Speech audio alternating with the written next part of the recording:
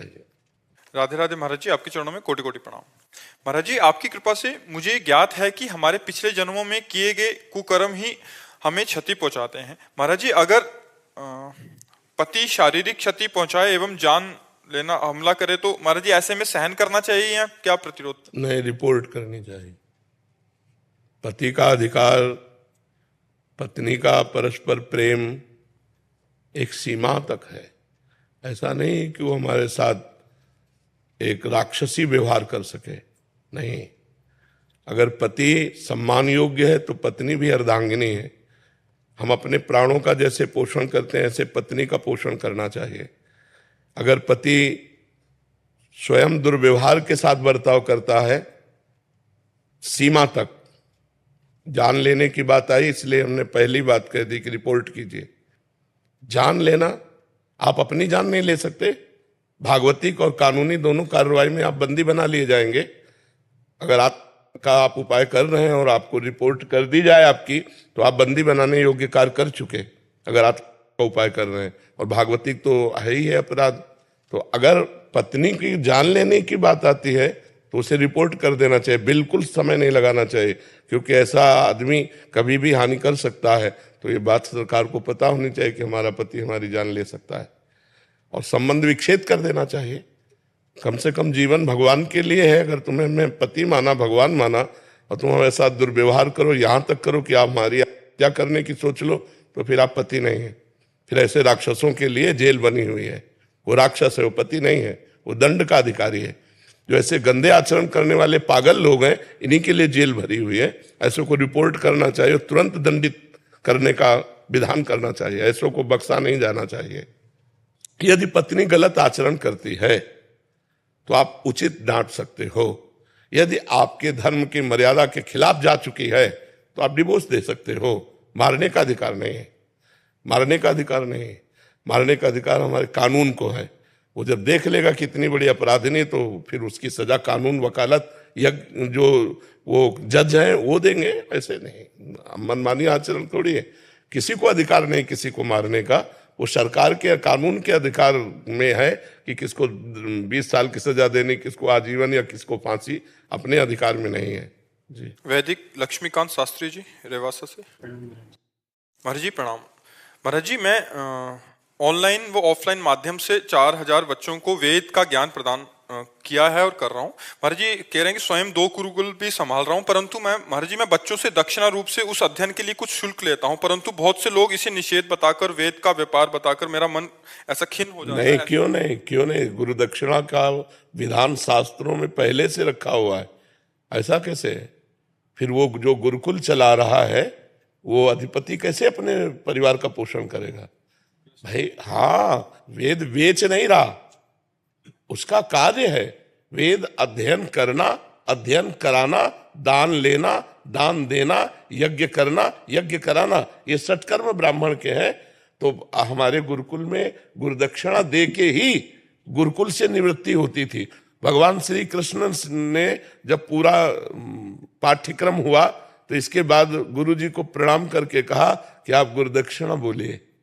संदीपनी गुरु भगवान ने भगवान श्री कृष्ण से कहा कि आप जैसा शिष्य हो, ये सौभाग्य हमें मिला, जगतपति भगवान हमारे शिष्य, इससे बड़ी हमें गुरुदक्षिणा नहीं चाहिए। तो भगवान ने कहा नहीं, बिना गुरुदक्षिणा दिए ये रीति नहीं है, तो आप गुरुदक्षिणा मांगिए। तो उनका फिर गुरु माता से पूछिए। तो गुरु माता ने कहा मेरा बालक समुद्र किनारे खेलने गया था, वहां मर गया, आप उसे जीवित करके ला दीजिए।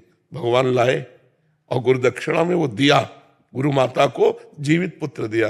तो ये शास्त्र प्रमाणित बात है। बिना गुरुदक्षिणा के शिष्य की जो अध्ययन वृत्ति है वो पूर्ण नहीं मानी जाती। तो ऐसा नहीं है कि हम शुल्क ले रहे हैं तो वेद को बेच रहे हैं, नहीं, ऐसा नहीं।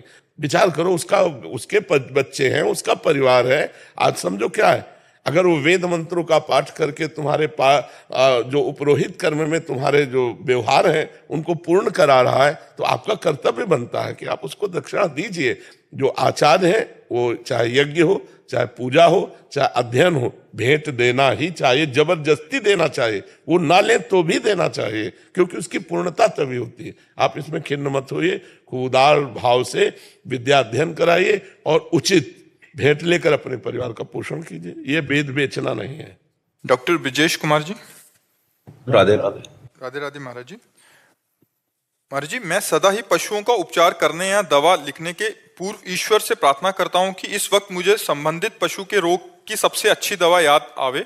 इसी के परिणाम स्वरूप जब पशु ठीक होता है तो पशुपालक तो मेरे चिकित्सक ज्ञान की प्रशंसा करते हैं, किंतु मैं प्रभु को धन्यवाद देता हूं, पर प्रभु पशुपालक की ये प्रशंसा मुझे लंबे समय तक याद रहती है। किंतु कुछ गंभीर रोगों में जब हम पशु को नहीं बचा पाते तब ये मानकर कि हरि इच्छा ही होगी भूल जाता है। बहुत सुंदर विचार है। और एक और डॉक्टर हैं, ये भी ऐसे ही कह रहे हैं कि ये भी ऐसे ही करते हैं, बट कभी कभी जिन्होंने जब सफलता या असफलता मिलती है तो लोग बहुत गलत शब्द का प्रयोग करते हैं, तो उस समय मन दुखी होता है। कोई बात नहीं, दुखी नहीं होना चाहिए, अपने को पक्का होना चाहिए। जैसे मेरा प्रयास 100% भगवत प्रेरित ठीक हुआ, अब इसके बाद वो जीव मर गया, चाहे वो मनुष्य हो चाहे वो पशु हो, हमारा डॉक्टर का एक प्रयास होता है, सफल प्रयास। अब परिणाम भगवान के ऊपर है।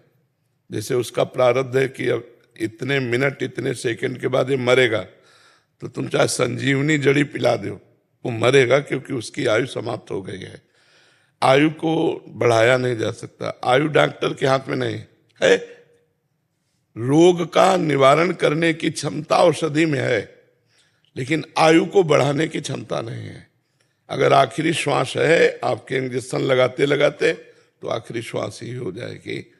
तो हमको इस बात पर धैर्य रखना चाहिए कि हमारा प्रयास उत्तम रहा, औषधि उत्तम दी, इसके बाद जीव का परिणाम यह है कि उसकी आयु समाप्त है, इसलिए वो मर गया। हमें दुखी नहीं होना। सामने वाला गाली दे रहा, वो अज्ञानी है, वो इस विषय को नहीं जानता। केवल वो रोग निवारण के उतने ही विषय को जानता है जितना पढ़ाई की है, जितना अभ्यास किया है, शेष बात नहीं। शेष तो भगवान के ऊपर होता है। जैसे आपने कहा, प्रारंभ में भगवान से कहते हैं कि मुझे रोग की औषधि बताइए, ये बहुत उत्तम बात है। और जब प्रशंसा मिलती है तो उसे भगवान की तरफ कर देते हैं कि प्रभु आपने ही बताया था, आपने ही प्रयास कराया था, ये आपकी ही प्रशंसा हो रही है। और जब निंदा होने लगे तब आपको सोचना चाहिए कि अज्ञान की धरा में निंदा कर रहा है, क्योंकि हमने भागवती प्रेरणा से ठीक औषधि की। अब उसकी आयु नहीं है तो मैं आयु थोड़ी बढ़ा दूंगा। गुरु जी, ये प्रसन्नता हमारे अहम को तो नहीं बढ़ा देगी? नहीं, अगर आप भगवान से जुड़े हैं तो अहम को प्रसन्नता नहीं बढ़ा देगी। जब भगवान से विमुख होकर के प्रसन्नता की जाती है, वो जो प्रशंसा होती है उसमें जो हमें प्रसन्नता होती है वो हमारे अहंकार को पुष्ट करती है। और जब हम भगवान से, तो फिर अपने को पता है ना, दूसरे हमको कहें कि बहुत अच्छे डॉक्टर हैं, लेकिन अपने को पता है ना कि अच्छे डॉक्टर तो भगवान है, तो बस हाँ, बस फिर अपने को अहंकार नहीं है। मैं समता का भाव चाहता हूँ। हाँ, प्रसन्नता भी उतनी ना हमारे लिए प्रेरित वो हो पाए कि हम प्रसन्न ही बने रहें, आगे भी काम करिए, तो मेरा कर्म ही। प्रसन्नता से समता में कोई फर्क नहीं पड़ता, क्योंकि प्रसन्नता समता की तरफ ले जाएगी। समता का फल प्रसन्नता है। हर्ष और शोक, इनसे बचना है। प्रशंसा में हर्षित होना और निंदा में शोकित होना, लेकिन प्रसन्न रहना, ये भागवतिक है। अगर आप प्रसन्न हैं तो निंदा में भी प्रसन्न होंगे। अंदर अंदर आएगा भाई इसमें मेरा क्या दोष है, भगवान के द्वारा प्रेरित मैंने किया, लेकिन उसकी आयु नहीं है तो मैं थोड़ी बचा सकता हूं। अब आप अज्ञान में आकर गाली दे रहे हैं तो वो प्रसन्न रहेगा। लेकिन अगर हर्षित हुआ है अपने गर्व में कि मैं बहुत अच्छा डॉक्टर हूं, तो जब गाली मिलेगी तब शोकित हो जाएगा। तो प्रसन्नता भागवतिक है और हर्ष और शोक ये मायाकृत है जी। राधे राधे महाराज जी, आपके चरणों में कोटि कोटि प्रणाम। महाराज जी, 2 साल पहले एक मरीज की सर्जरी के दौरान उसके HIV संक्रमित रक्त के कारण ये रोग मुझे लग गया। महाराज जी, स्वास्थ्य विभाग में कार्यरत हूँ। इस रोग के बारे में आज तक किसी को नहीं बताया, बट भगवान के आज तक हर निर्णय पर सिर झुकाकर स्वीकार किया, लेकिन कई बार मन बहुत विचलित हो जाता है और अपने भगवान से पूछने लगता हूँ कि कैसे संभाल। क्या होता है ये? महाराज जी, ब्लड संक्रमित हो जाता है, एड्स। तो ऑपरेशन के दौरान आपको कैसे हो गया? अगर रक्त से मिल गया महाराज जी। तो आपका रक्त, कोई आप अपना रक्त काट रहे थे क्या? ऑपरेशन थिएटर में आप ऐसे पोजीशन में होते हैं कि मरीज का कोई भी परमाणु आपको स्पर्श न करे, तो क्या सावधानी हो गई आपसे? ग्लव्स फट गया। ग्लव्स कैसे ग्लव्स फट गया तो त्वचा फट गई। कभी कभी होता है कि हम अपनी गलतियों को छुपाने के लिए ऐसा बोल देते हैं, तो ऐसा तो नहीं। ऐसा कैसे हो सकता? जब हमारे को टेक्नीशियन डायलिसिस करता है ना तो 2 ग्लव्स लगा के करता है, एक ग्लव्स साधारण, उसके ऊपर दूसरा, जब सफाई कर लेगा तो दूसरा डाल के तब वो करता है। तो बहुत प्रवीणता चाहिए, पूरी जिंदगी बर्बाद कर ली। इसके और भी कारण हो सकते हैं, मतलब आपको फाइनल है कि आपका ऑपरेशन में होगा, क्योंकि इससे क्या होगा, ये बात बहुत से डॉक्टर, बहुत से इस मरीजों के दवाइयां करते हैं या ऑपरेशन करना पड़े, तो फिर आपकी बात से उन सबको भय हो जाएगा ना। तो मुझे लगता है कि प्रायः बहुत बड़ी बड़ी बीमारियों से मरीज जाते हैं और डॉक्टर अपने को इतना सुरक्षित रख करके करते हैं जिससे वो उनके परमाणुओं से युक्त ना हो। महाराज जी वो हाथ में कट लगा हुआ था और वो हाँ, ऐसी बात तुम्हारी मान सकते हैं कि पहले से कुछ ऐसा, मतलब तो फिर निराश होने की जरूरत नहीं, बहुत औषधियां हैं और उस परहेज से चलो, लेकिन ब्याह मत करना। हाँ, ब्याह मत करना, किसी लड़की के जीवन को बर्बाद मत करना। डॉक्टर पदवी प्राप्त करोगे तो ब्याह के लिए तो सब तैयार हो जाएंगे, आपको अपने जीवन में तप करना होगा कि किसी का संसर्ग नहीं, और नाम जप करते हुए परोपकार करो और जीवन भगवान को अर्पित कर दो। ठीक है, मान लो आप तो विवशतावश भगवान को अर्पित कर रहे हो, हम लोगों ने तो आनंद पूर्वक अर्पित किया है कि कभी विषय नहीं भोगेंगे, कभी संसार के सुखों को स्वीकार नहीं करेंगे। सब बड़ी बड़ी पदवी के बच्चे अपनी अपनी सरकारी नौकरी छोड़कर भगवान में, तो ये कोई दुख का विषय नहीं है, दुर्भाग्य का विषय नहीं है। भगवान ने आपको परिस्थिति ऐसी दे दी तो आप बढ़िया अच्छे से चलो, आनंदित होकर, जितने दिन जीवन है मस्त रहो एकदम।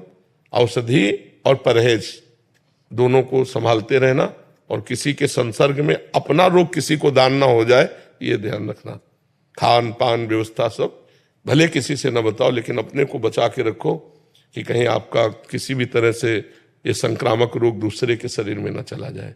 ठीक है, और नाम जप करते रहिए, और बहुत अच्छा जीवन है। जरूरी थोड़ी कि संसार का जीवन हो। कितने सैकड़ों बच्चे बच्चियां हैं जो भगवान के मार्ग में चल रहे हैं स्वयं से त्याग करके, तो आप इन्हीं कपड़ों में संत हो जाओगे। डॉक्टर ही रहो, दूसरे की सेवा करो, पर अपने मन को संयमित रखो। ठीक है, और कुछ मन में परेशानी? महाराज जी किसी के साथ मतलब कि किसी मरीज को देखते हैं तो डर रहता है कि मेरी वजह से किसी का। हाँ, लेकिन आप वो व्यवस्था है, डरो मत, ऐसी सावधानी रखो, ऐसी व्यवस्था से रहो कि उसको ऐसा ना हो। ये बिल्कुल ठीक बात है, और कभी डिस्टर्ब मत होना। मान लो इसको ज्यादा गाढ़ चिंतन करोगे तो लगेगा जीवन ही छोड़ दे। एक मन को संभालता हूँ, कई बार उलझ जाता हूँ। हाँ, तो इसीलिए मस्त रहो, मस्त जीवन रखो, मतलब ज्यादा नहीं तो फिर डिप्रेशन में पहुंच जाओगे, फिर आपको डॉक्टर की जरूरत पड़ेगी। कुछ नहीं है, प्रारब्ध भोग है, प्रारब्ध आया है, चला जाएगा, कुछ नहीं बिगाड़ सकता। तो भगवान की कृपा आपको प्राप्त होगी, क्योंकि आप सत्यता से चल रहे हो, अपने प्रारब्ध को भोग रहे हो, तो भगवान की कृपा प्राप्त होगी। ठीक है, अच्छे बच्चे हो, निराश मत हो।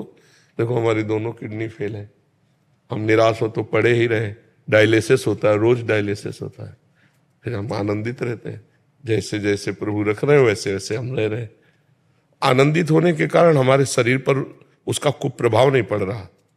नहीं, किडनी का कुप्रभाव जैसे डायलिसिस का है ना, तो अभी किसी काम के न रहे, हम आनंदित रहते हैं, प्रसन्न रहते हैं, हम प्रसन्न रहते हैं, इसलिए आप भी प्रसन्न रहिएगा। ठीक है।